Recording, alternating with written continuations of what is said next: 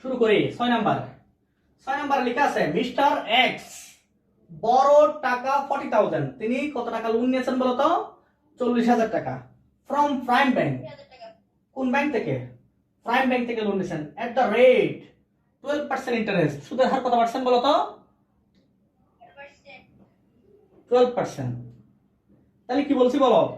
Mister x বড় টাকা 40,000 from prime bank, prime bank থেকে মিস্টার এক্স 40,000 টাকা লোন নিয়েছেন এট দ্য রেট 12% ইন্টারেস্ট, 12% সুদের হারে। The bank deducts interest in advance. Bank সুদটা কিভাবে কাটবে বলতো? অগ্রিম কেটে রাখবে। কিভাবে কেটে রাখবে? অগ্রিম কেটে রাখবে। Compute the effective rate. তোমাকে বের করতে বলছে কি বলতো? ইআইআর বের করতে বলছে। কি বের করতে বলছে বলতো? ইআইআর বের করতে বলছে। আমি বলছিলাম তোমাদেরকে যখন প্রশ্নের মধ্যে সময়টা দেওয়া থাকবে না, কি দেওয়া থাকবে না বলতো? সময় বলে দেওয়া থাকবে না, তখন আমরা ধরে নিব এটা কত বছর মেয়াদ বলতো? 1 বছর। প্রশ্নের মধ্যে যখন সময় বলে দেওয়া থাকবে না তখন আমরা ধরে নিব এটা 1 বছর। এখন দেখো এই প্রশ্নের মধ্যে কি দেওয়া নাই বলতো? সময়টা বলে দেওয়া নাই, তার মানে এটা কয় বছর মেয়াদ বলতো? 1 বছর মেয়াদ। আবার একটা কথা বলছিলাম, যখন 1 বছর মেয়াদ হবে তখন এপিআর যা, এপিওয়াইও তা, ইআইআরও তাই। কি বলছি বুঝছো? এপিআর মানে হচ্ছে অ্যানুয়াল পার্সেন্টেজ রেট, এপিওয়াই হচ্ছে কি অ্যানুয়াল পার্সেন্টেজ ইল, ইআইআর হচ্ছে কি ইফেক্টিভ ইন্টারেস্ট রেট। এই দুটো সেম কথা, ঠিক আছে না? তাহলে এপিআর হচ্ছে সরল সুদ আর এটা হচ্ছে কি বলতো? চক্রবৃদ্ধি সুদ। যখন বছরে, এটা হচ্ছে চক্রবৃদ্ধি আর এটা হচ্ছে কি বলতো? সরল সুদ। বছরে যখন একবার কম্পাউন্ডিং হবে, অর্থাৎ বছরে কয়বার বলতো? একবার, সেটা সরল। এখন দেখো প্রশ্নের মধ্যে দেওয়া আছে শুধু 1 বছরই দেওয়া আছে, অর্থাৎ কোনো কিছু বলা না থাকলে আমরা ধরে নিব কয় বছর? 1 বছরই ধরে নিব। কয় বছর ধরে নিব বলতো? 1 বছর ধরে নিব। কথা বুঝছি কিনা? 1 বছর ধরে নিব। প্রশ্নের মধ্যে যদি কোনো কিছু বলা না থাকে আমরা ধরে নিব এটা কয় বছর মেয়াদ? 1 বছর মেয়াদ। বুঝি নাই কথা? এই জনগণ বুঝছে কিনা? বুঝা নাই? আচ্ছা, এটা এপ্রিল। সরল সুদ 1 বছর ধরে নিব আমরা। এপিওয়াই ইআইআর সেম, চক্রবৃদ্ধি। এখন সময় যেহেতু 1 বছর, এপিআর ইআইআর একই যেহেতু, তাহলে আমরা একটা বের করলে হচ্ছে কয়টা? আমরা যেটাকে এপিআর মনে করব সেটাকে কি মনে করব? ইআইআর মনে করব। কি মনে করব বলতো? ইআইআর মনে করব। এখন এখানে বলা আছে সুদটা অ্যাডভান্স কেটে রাখবে। সুদ কিভাবে কেটে রাখবে? অ্যাডভান্স কেটে রাখবে। আমি বলছিলাম মনে আছে কিনা যে সুদ যদি অগ্রিম কেটে রাখে তখন সেটাকে বলা হবে কি বলতো? সুদ যদি অগ্রিম কেটে রাখে, সুদ যদি অগ্রিম কেটে রাখে তখন সেটাকে বলা হবে, সুদ যদি অগ্রিম কেটে রাখে তখন সেটাকে বলা হবে কি বলা হবে বলো? সুদ যদি অগ্রিম, আমি একটা পড়াইছিলাম কলেক্ট বেসিস, কি বেসিস পড়াইছিলাম? Collect basis. আর একটা পড়াইছিলাম কি basis? Discount basis. Discount basis.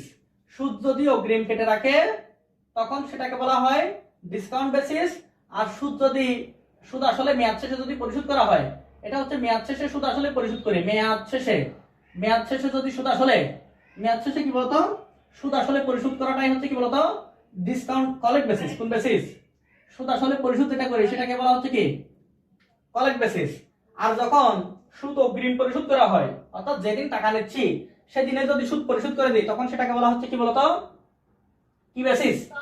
Discount basis. তাহলে এই প্রশ্নের মধ্যে অ্যাডভান্স, সুদটা অ্যাডভান্স কেটে রাখবে না? সুদ কি করবে? অ্যাডভান্স কেটে রাখবে।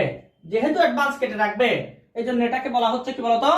এটাকে বলা হচ্ছে, যেহেতু অ্যাডভান্স কেটে রাখবে এইজন্য এটাকে বলা হচ্ছে কি? Discount basis. কি বেসিস বলতো? Discount basis. কথা কি ক্লিয়ার? তাহলে আমরা এখানে সূত্র লিখবো কোনটা? ডিসকাউন্ট বেসিসের সূত্রটা লিখবো। তাহলে কস্ট অফ ব্যাংক লোন লিখে লিখবো এরকম, cost of bank loan, cost of bank loan. সুদ কত পার্সেন্ট করে বলছে? 12% না? তাহলে আমরা লিখবো এরকম 6 নাম্বার অঙ্ক, কস্ট অফ ব্যাংক লোন। এটা হবে কি বেসিস বলতো? ডিসকাউন্ট বেসিস না? এটা তোমরা পাশে একটু লিখে রাখিও, না হয় বুঝতে পারবে না। Discount basis, discount basis. তাহলে এপিআর যা, ইআইআরও তা। ইফেক্টিভ রেট বের করতে বলছে না? তাহলে এখানে হবে উপরে হবে আই, এখানে হবে P minus I into 360 divided by credit period. কোনো কিছু বলা না থাকলে এপিআর যা, ইআইআরও তা হবে। বুঝছো? এখন দেখো হয়ার আই হচ্ছে ইন্টারেস্ট, আই হচ্ছে কি বলতো ইন্টারেস্ট 40,000 ইন্টু 40,000 ইন্টু কত পার্সেন্ট, 12% না, 4800 টাকা। কত টাকা? 4800 টাকা, 4800। এরপর পি হচ্ছে প্রিন্সিপাল অ্যামাউন্ট। কি অ্যামাউন্ট বলো তো? প্রিন্সিপাল অ্যামাউন্ট কত টাকা? টাকা 40,000। টাকা কত বলো তো? 40,000। এরপর হচ্ছে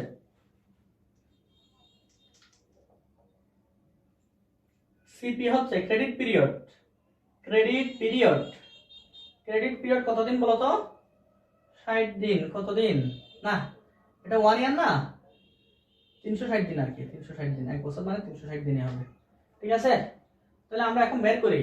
সুতরাং এ পি আর অথবা ই আই আর সমান এ পি আর অথবা কি বলতো ই আই আর সমান আই এর মান কত?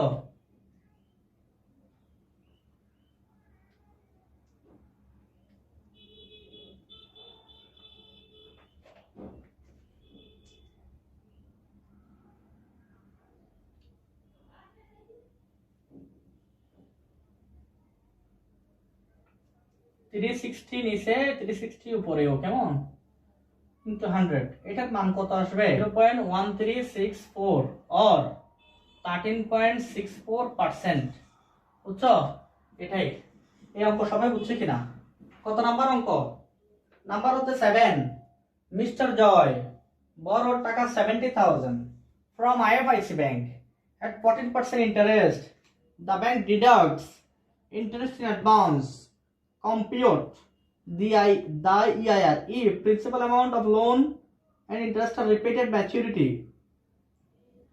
Interest is paid after every 6 months. বুঝছো? এটা কিছুই তো বুঝো নাই। দেখো আমি এখানে লিখছি মিস্টার এক্স মিস্টার জয় borrowed টাকা 70,000 from IFIC bank at the rate 14% interest, 14% সুদের হারে। The bank deducts interest in advance, interest পরিশোধ করে কিভাবে বলতো? In advance. Compute the EIR. তোমাকে কি বের করতে বলছে? EIR বের করতে বলছে যদি principal amount of loan and interest আর রিপেড এট ম্যাচুরিটি, অর্থাৎ মেয়াদ যদি 1 বছর হয়। মেয়াদ যদি কয় বছর হয়? এট ম্যাচুরিটি মানে কোনো কিছু বলছে? ম্যাচুরিটি বলে নাই, কিছু বলে নাই, তার মানে কি এটা 1 বছর না? এই প্রশ্নের মধ্যে কোথাও বলা আছে 1 নাম্বার রিকোয়ারমেন্ট 1 এ যে এটা এতদিন মেয়াদি এরকম কোনো কিছু বলা আছে কিনা? আছে? একটু ভালো করে খেয়াল করো।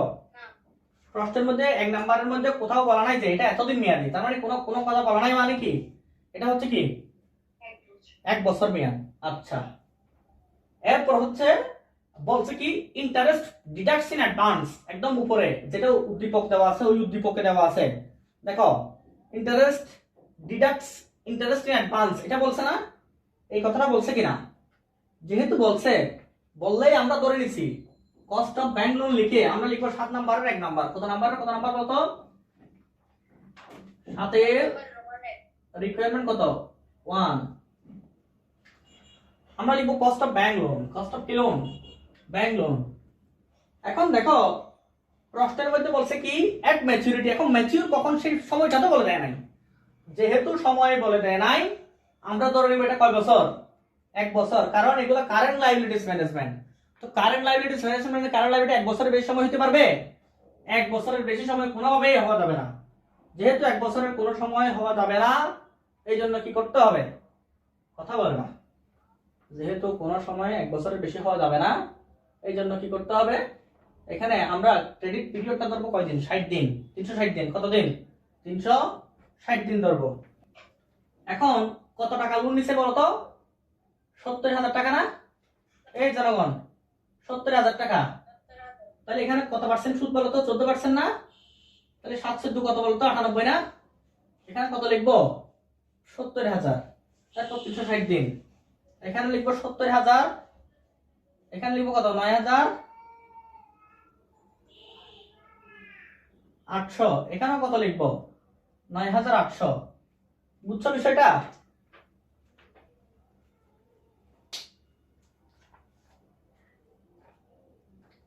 লিখবো 70,000 থেকে -9,800